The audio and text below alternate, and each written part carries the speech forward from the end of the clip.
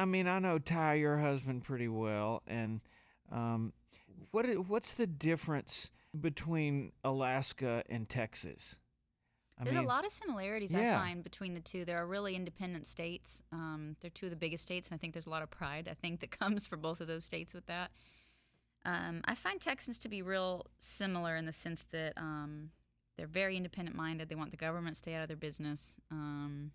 They like the right to be able to do what they want when they want. Alaska's kind of an extreme place full of extreme people. I love the people I was raised around. Really can-do pioneer people. You know, all my aunts shoed their own horses and they built their own cabins and they never waited on a man to do a thing. And I loved being raised like that. I didn't know that women couldn't do what men did.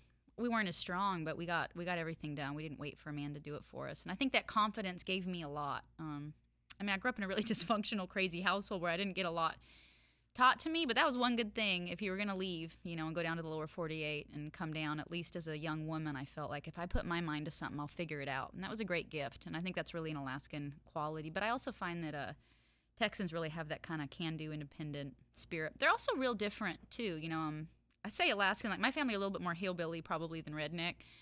You know, we grew up without houses and eating squirrel and just kind of getting by on living off the land. But you'll find some people in Texas that still do that.